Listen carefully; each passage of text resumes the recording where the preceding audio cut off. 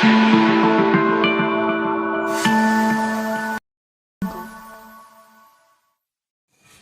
बच्चों, good morning. मैं आपकी राम मैम और आज आपके लिए मैं लेकर आई हूँ चैप्टर 6 की exercise 6.3 Prachi excellence in mathematics की क्लास 5th से। तो यहाँ पे आप देख सकते हैं कि क्वेश्चन नंबर 1 आपको दिया है मल्टीपल चॉइस क्वेश्चन। ओके, और मल्टीपल चॉइस क्वेश्चन में आप देख सकते हैं फर्स्ट क्वेश्चन है 4/7 ऑफ 7। ठीक है, 4/7 ऑफ 7 क्या होगा। तो ये मल्टीपल चॉइस क्वेश्चंस आपके लिए बहुत इजी हो जाएंगे अगर आपको मैं ये सेकंड क्वेश्चन पहले समझा दूं। ठीक है, तो पहले मैं आपको सेकंड क्वेश्चन करवाती हूँ, फिर उसकी हेल्प से आप इसका क्वेश्चन फर्स्ट जो MCQ है उसको आप कीजिएगा। ओके, तो देखिए इसका जो सेकंड क्वेश्चन है आप इसको देखिए। इसमें क्या है कि आपको, तो आपका क्वेश्चन क्या है 1/4 ऑफ एन आवर मीन्स 1 घंटे का 1/4 कितना होगा। ठीक है, यहाँ पे आप लोग ये ध्यान रखिए बच्चों कि ऑफ का मतलब होता है मल्टीप्लाई। ठीक है, ऑफ को आप किससे रिप्लेस करेंगे, मल्टीप्लाई से। मैथमेटिक्स में ऑफ का मतलब अगर किसी नंबर के साथ या दो नंबर्स के बीच में ऑफ दिया है तो उसका मतलब होता है मल्टीप्लीकेशन। ठीक है, और second thing 1 hour equal to कितना होता है 60 minutes. 1 hour is equal to 60 minutes. तो ये क्वेश्चन आपका कैसे होगा 1/4 इंटू 60 क्या होगा 1/4 इंटू 60। ये बहुत इजी है अगर हमको ऑफ का मतलब पता हो और 1 आवर इक्वल टू 60 मिनट्स होता है, ये अगर हमको पता हो तो क्वेश्चन ये बहुत इजी है। तो आपको क्या करना है 1/4 इंटू 60। अब यहाँ पे आप डिनोमिनेटर में 1 ले लीजिए और इसको मल्टीप्लाई कीजिए। मल्टीप्लाई करने से पहले आप एक काम और कर सकते हैं 1 इंटू 60 और 4 इंटू 1 है तो आप इसको ऐसे लिखिए 1 इंटू 60/4 इंटू 1। अब आप देखिए कि इन दोनों में कोई कॉमन फैक्टर है क्या। यहाँ पे आप डिसेबिलिटी टेस्ट यूज़ कीजिए अपने और यहाँ पे कॉमन फैक्टर ढूंढ लीजिए। तो 60 और 4 का कॉमन फैक्टर है 2। दैट मीन्स हम 60 और 4 दोनों को 2 से कैंसिल कर सकते हैं, 2 से डिवाइड कर सकते हैं। 60 को 2 से डिवाइड करेंगे आंसर आएगा 30 और 4 को 2 से डिवाइड करेंगे आंसर आएगा 2। न्यूमरेटर एंड डिनोमिनेटर को आप किसी एक कॉमन नंबर से डिवाइड कर सकते हैं, लेकिन नंबर कॉमन होना चाहिए, एक ही नंबर होना चाहिए। ऐसा नहीं कि आप 60 को 3 से कर दो और 4 को 2 से करो, ये नहीं करना है। अगर आप 60 को 3 से कर रहे हैं तो 4 को भी 3 से करो, होता है तो, नहीं होता है तो फिर मत कीजिए। जैसे यहाँ पे हमने देखा कि 2 से 60 भी हो जाएगा और 4 भी हो जाएगा, तो हमने 2 से कर दिया।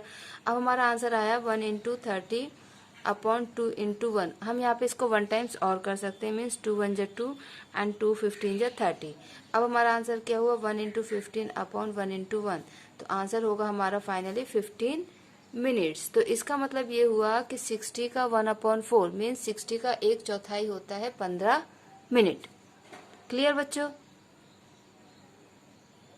अब आप यहाँ पर 4/5 और 40 कर सकते हैं, 7/9 और 40 भी कर सकते हैं। ये क्वेश्चंस आप कर सकते हैं।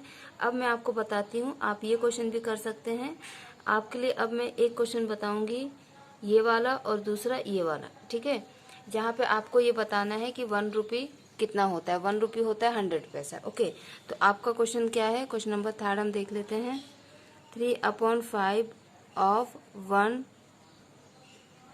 रुपी। ओके, तो यहाँ पे आप देखिए कि 1 रुपी इज इक्वल टू 100 पैसा। ये आपको पता होना चाहिए। वैसे तो बहुत छोटी और पुरानी बात है तो आपको ये पता होगी। ओके, क्योंकि प्रीवियस क्लास में आपको ये पढ़ा दिया गया है। अब यहाँ पे आप क्या करेंगे 3/5 इंटू 100 कर देंगे। ठीक है, ऑफ का मतलब क्या हुआ इंटू, एंड 1 रुपी मीन्स 100 पैसा। तो यहाँ पे अब देखिए 100 और 5 का कॉमन फैक्टर है 5। ठीक है, डिसेबिलिटी टेस्ट यूज कीजिए और पता कीजिए। सो 5 1 = 5, 5 20 = 100। इस तरीके से हम इसको कैंसिल कर सकते हैं। तो ये होगा 3 इंटू 20/1। सो 3 इंटू 20 कितना होगा 60।